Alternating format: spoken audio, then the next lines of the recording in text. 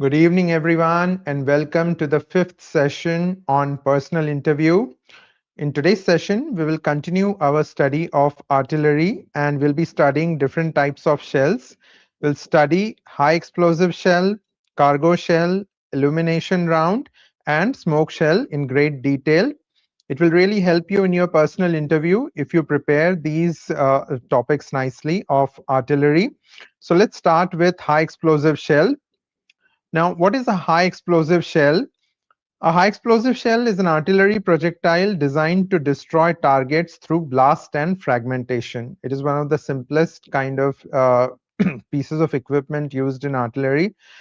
The most simplest design possible. It has a fuse. It has an explosive warhead. The fuse is an impact fuse. It detonates the entire train of explosives from detonator to booster charge to the main explosive charge, and that's how the shell explodes and causes maximum damage because of fragmentation and the blast pressure. Now, important features, definition, high explosive shells are artillery rounds filled with a powerful explosive charge, typically TNT, RDX, or composition B. We have studied these explosives in detail in the previous sessions. You can watch those videos if you haven't watched already. Casing, they have a strong metal casing that contains the explosive until detonation, then fragments into lethal pieces, generally around 1900 fragments. The M107 is one of the most standard high explosive shells used around the world, and it fragments into around 1900 fragments upon explosion. So, fuse mechanism, a fuse, generally impact, time, or proximity, triggers the explosive at the desired moment, either on hitting the target or in the air above it. Detonation, when the fuse activates, the explosive filler rapidly decomposes, releasing a massive amount of energy. How it works, blast effect. The sudden release of energy creates a high pressure shock wave capable of damaging structures, vehicles, and personnel. Fragmentation effect, the casing shatters into high velocity fragments, spreading over a wide area to maximize lethality. Versatility, high explosive shells can be used against infantry, fortifications, light vehicles, and even for suppressive fire. Variants, some high explosive shells are modified for extended range, like high explosive extended range, then rocket assisted, high explosive rocket assisted projectile, or precision guided strikes. Operational role, they are the most common artillery shell type, forming the backbone of modern indirect fire support. Summary, high explosive shells destroy by combining the blast of the explosive with deadly fragmentation from the casing. What are the general features of a 155 high explosive shell? A typical NATO standard 155 high explosive shell like the M107 or M795 weighs around 40 to 47 kgs depending on variants. There are different variants. Different companies manufacture this M107 high explosive shell with slightly different modifications in length and weight. So that is why the weight can vary between 40 to 47 kgs. It's about 800 to 900 millimeter long. In some cases, it can be slightly shorter also. Contains roughly 7 to 11 kg of explosive filler, has a steel case wall, thickness of around 6 to 10 mm, and is made of forged high tensile steel. Now, this is what it looks like. Generally, all artillery shells look like this. Important points. The M107 is considered the classic NATO high explosive shell, widely used for decades. It is relatively simple and cost effective. The M795 is the modern replacement, offering improved accuracy, lethality, and safety margins. Both are compatible with NATO standard fuses, allowing flexibility in mission profiles, that is, point detonating, delay, proximity, etc. So in essence, a 155 NATO high explosive shell is a 40 plus kg steel cylinder, nearly a meter long, packed with around 7 to 11 kg of TNT or composition B, with a case thick enough to survive firing, but thin enough to fragment effectively. What is the lethality of these two shells? The M107 155 high explosive shell has a typical lethal radius of around 30 to 40 meters, with dangerous fragmentation extending well beyond 200 meters. So lethality, it's around 30 to 40 meters, which means anything living being or non-living which is within that radius will probably get destroyed completely. And then the fragmentation is of around 200 meters. So within that range, the fragments will fly at a very high velocity, causing maximum damage to personnel or equipment. The M795 155 mm high explosive shell is significantly more lethal, with a kill radius of around 50 meters and fragmentation effects reaching out to 300 plus meters.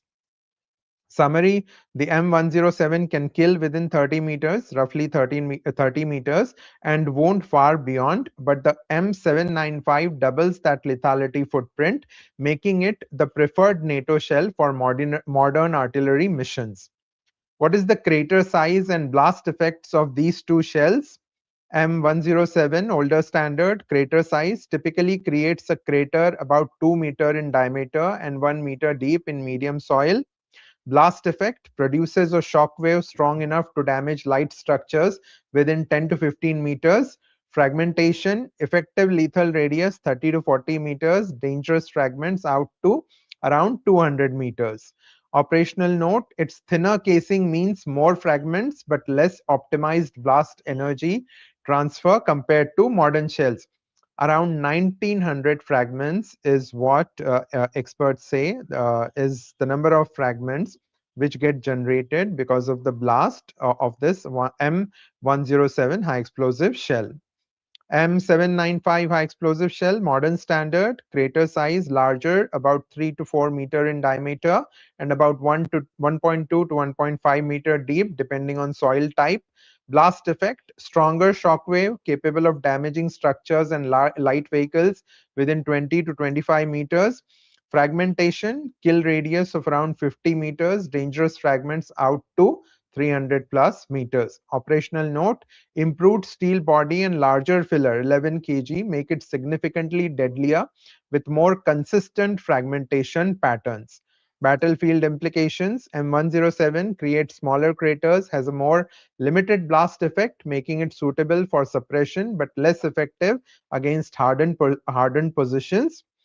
For M795, produces larger craters, stronger blast, and denser fragmentation, making it far more effective against troops in the open, light vehicles, and field fortifications. Now, this is the M107, which is manufactured by Munitions India Limited, which is a government public sector enterprise, one of the leading suppliers of explosives and shells to the Indian Army. Now, the shell which they manufacture, the M107 variant, that is 4.1 kg in weight without fuse, and the length without fuse is around 604 mm. So this is one of the variants. It is used by Indian Army, supplied by one of the leading suppliers, and it is designed to withstand a blast pressure inside the chamber, that is the gun's chamber, of around 386 megapascals. So that was all about the high explosive shell. Now let's see what is a cargo shell. Now, cargo shell, unlike the high explosive shell, is not having one single explosive warhead. It has a lot of small baby bomblets in it, which upon detonation spread over a wide area. They scatter over a wide area and explode, and that's how the area that is covered is wider, larger compared to other shells. And it has other purposes also. Now, this is what it looks like from inside. You can see those small baby bombs inside. Okay. Now, this is how generally it works. It opens up after a certain time of being fired, generally from aircraft or from a 155 mm howitzer or whichever howitzer it is compatible with that particular round, and then disperses the baby bombs over a wide area. This is another photograph of the cluster ammunition. It is also called cluster ammunition in military terminology. And you can see from an aircraft, it is being fired. It opens up mid-air and then scatters over a wide area. It is targeting the tank as well as personnel in that area. Now, again, this is another photograph. It also has a parachute which helps it glide down at a slower pace towards the target. Now, how cluster bombs work, we'll study. What is a cargo shell? A cargo shell is a type of artillery projectile designed to carry and disperse multiple submunitions instead of a single explosive charge.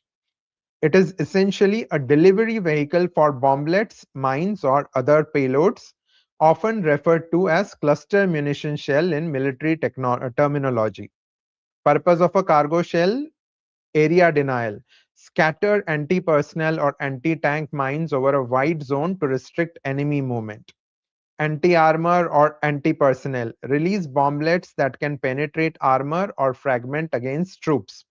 Saturation fire, cover a larger area with multiple small explosions rather than one big blast.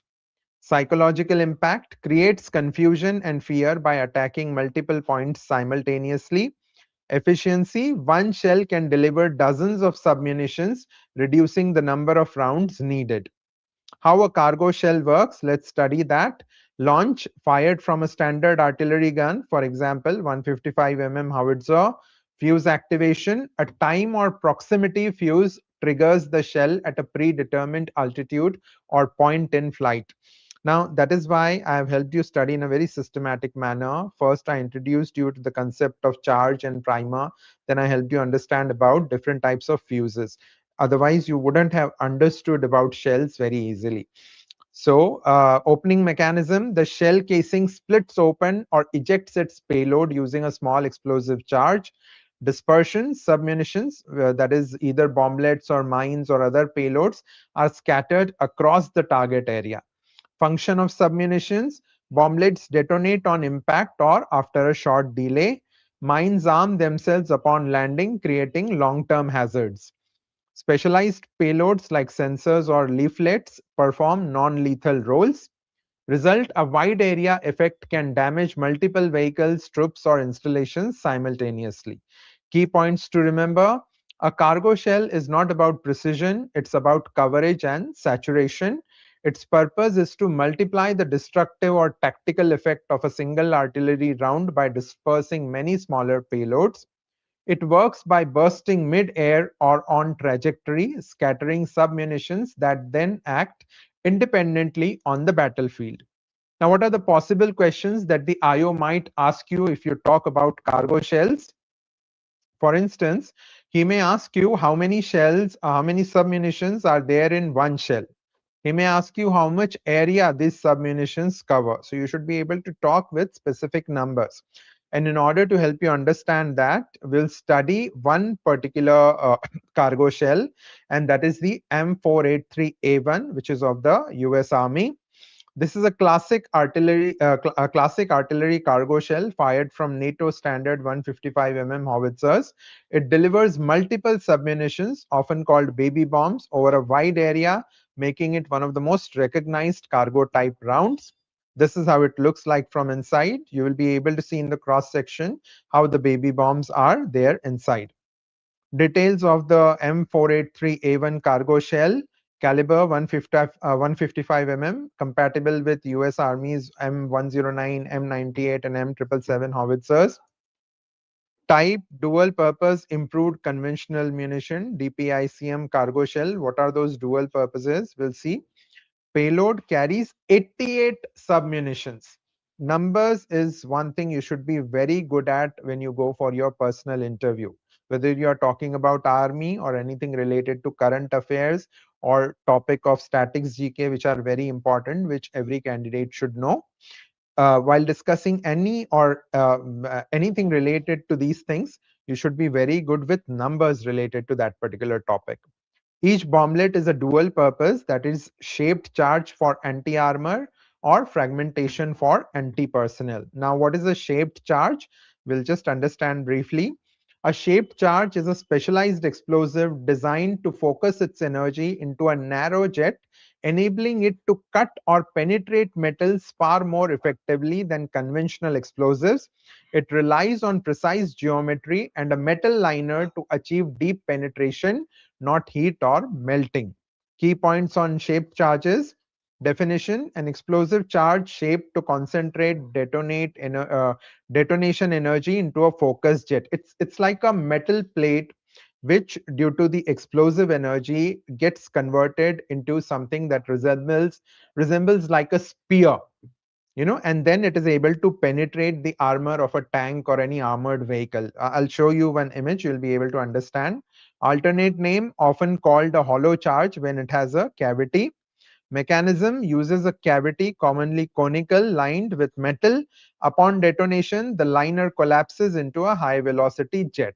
Now, here in this image, you'll be able to see how that metal plate starts forming into a sphere kind of a shape so that it can penetrate the armor of a tank or any armored vehicle. So this is what is called a shaped charge.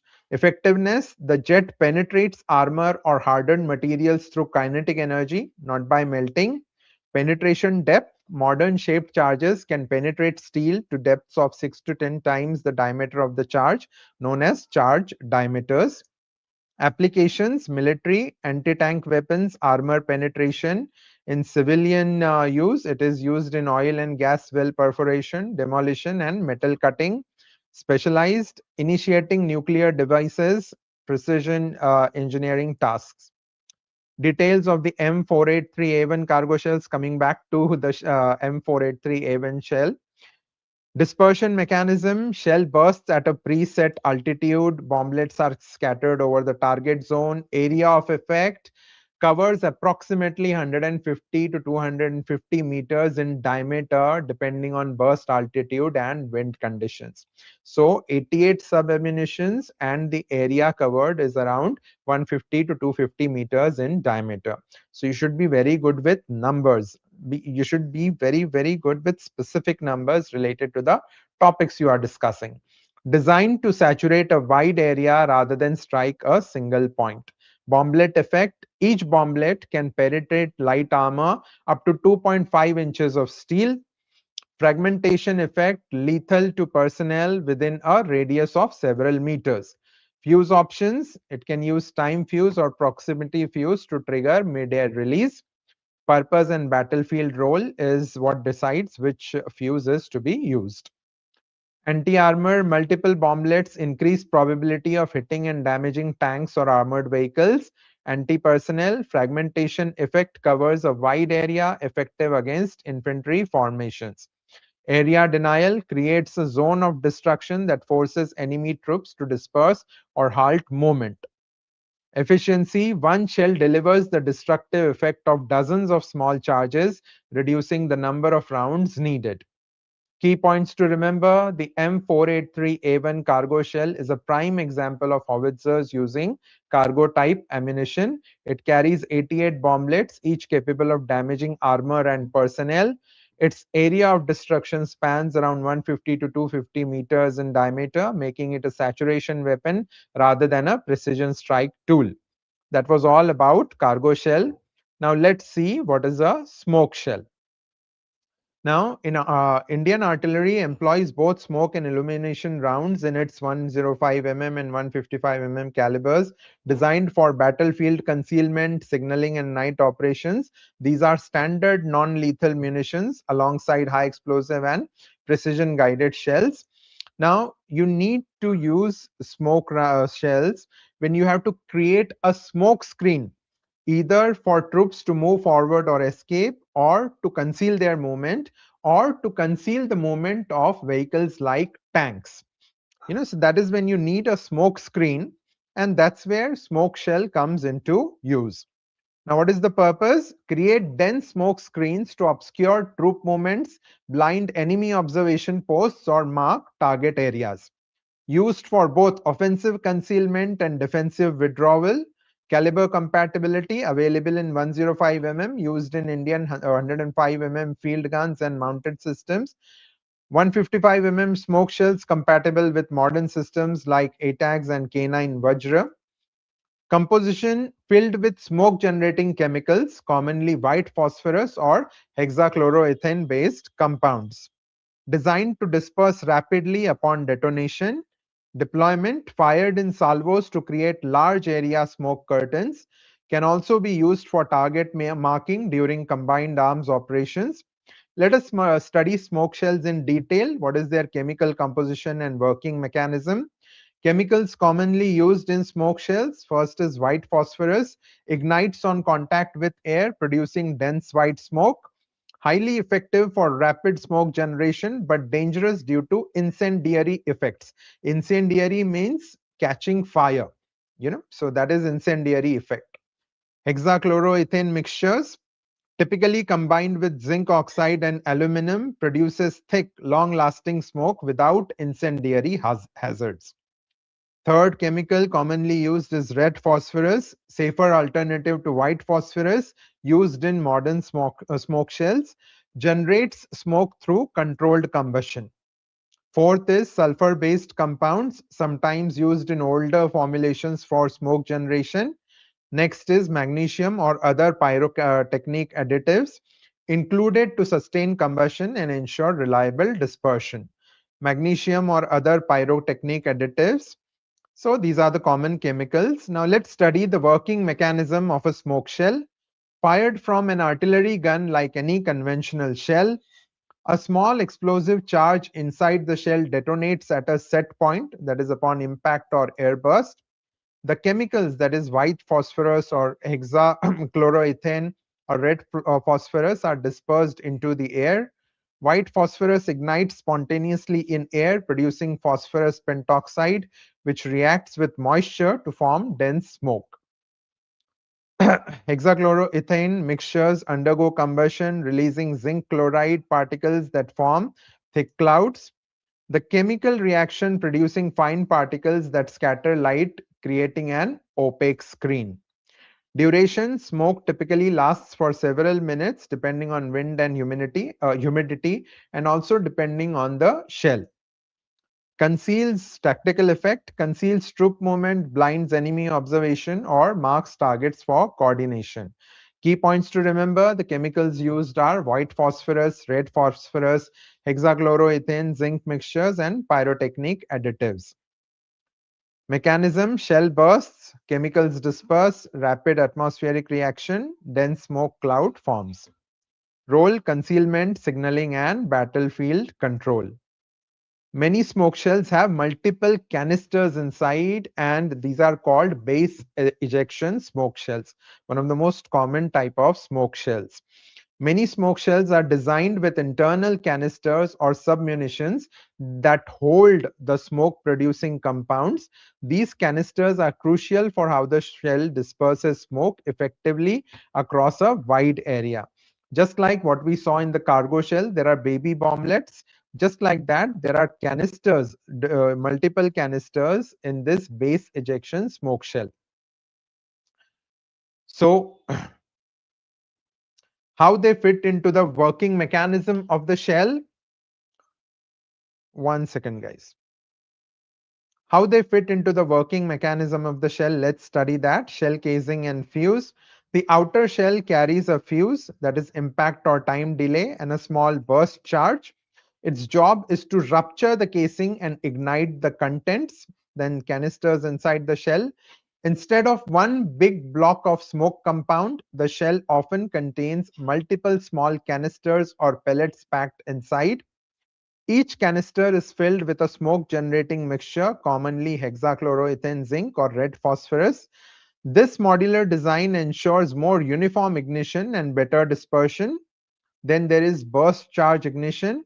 When the fuse triggers, the burster charge explodes inside the shell. This simultaneously ignites the canisters and scatters them outward. Individual canister burn. Each canister burns independently, releasing dense smoke. Because they are spread out, the smoke covers a larger area and lasts longer than if it came from a single block. The resulting smoke screen: the battlefield is blanketed with overlapping plumes of smoke. The canister system makes the screen thicker, more sustained, and harder to penetrate visually or with infrared optics. Why canisters are used? Better coverage, that is multiple sources of smoke instead of one. More reliable, if one fails, others still burn. Easier handling and packing inside the shell. controlled burn rate for sustained smoke. Now, this is the smoke shell manufactured by Munitions India Limited, one of the leading suppliers of shells to Indian Army. Its weight is around 43.5 kg, length is around 878 mm. So that was all about the smoke shell. Now let's see about what are illumination rounds. Purpose is to illuminate the battlefield or a particular area at night so that we can see the approaching enemy. Now let's study what are the various purposes for which this shell is designed. Provide battlefield lighting during night operations. Illuminate enemy positions for targeting or surveillance. Can also be used for signaling. Now, you must have seen in movies or in on YouTube, this is a common scenario, and this is what an illumination round looks like when fired. Caliber compatibility: 105 mm illumination rounds for legacy field guns, so it is compatible with 105 mm guns and also with 155 mm modern guns like ATAGs. Then when it comes to design, contain a parachute flare that deploys mid-air. Flare burns brightly, often magnesium based, for 30 to 60 seconds, lighting up several hundred meters of battlefield. Now, this is generally what is the general scenario. Okay. Now, you can see in this image the parachute, generally made up of nylon or silk, and the flare attached to it. This is another image now where you can see the parachute and the flare attached to it. Now, deployment: fired at high angles to maximize illumination coverage, often coordinated with infantry or mechanized assaults at night. Indian context: ATAGS, that is Advanced Towed Artillery Gun System, is capable of firing it, capable of firing all types of 155 mm ammunition, including smoke and illumination. That's more about the gun. Okay, so we'll not get into detail because right now we are not studying the guns details. 105 mm field gun is also capable of firing this round. Now let's see the next thing, that is the operational role. Smoke rounds are critical in mountain warfare to mask troop movements. Sorry, that was about smoke. Illumination rounds, sorry. Illumination rounds are vital for counterinsurgency and night operations, especially in border regions. Let us study in detail about illumination shells in terms of their chemical composition and working mechanism. Chemicals used in illumination shells: generally magnesium-based powder, that is the primary fuel for the flare. Burns with an intense white light, ideal for battlefield illumination. A 105 mm illumination round has around 200 to 300 grams of magnesium powder, whereas a 155 mm illumination round has around 1 to 2 kg of magnesium powder. Why we are using magnesium? Because it burns at around 3100 degrees Celsius, producing intense visible light. So this is the most preferred element. Sodium nitrate or potassium nitrate is used as oxidizer. Oxidizer basically provides oxygen to sustain combustion of magnesium. I'm really sorry, the PPT is working slow. Binder materials, that is resins or asphaltic compounds. The role is to bind the flare together, holds the flare composition together in a solid block. And then aluminum powder, sometimes added, enhances brightness and burns in a very stable manner, helps burn in a very stable manner. Color additives optional. Strontium salts for red, barium salts for green, used in signaling rounds. If you have to convey some message through signaling, then this is what is used. Parachute materials, generally made up of nylon or silk. Typically nylon or silk, resistant to heat and designed to slow descent. Descent means coming down towards earth. Working mechanism of an illumination shell: fired from an artillery gun like a conventional shell. At a preset altitude, a small explosive charge ejects the flare assembly from the shell casing. A parachute opens up to slow the descent of the flare, keeping it suspended in the air. A pyrotechnic igniter lights the magnesium-based flare. Magnesium burns brightly with oxidizers, producing intense white light visible over several kilometers.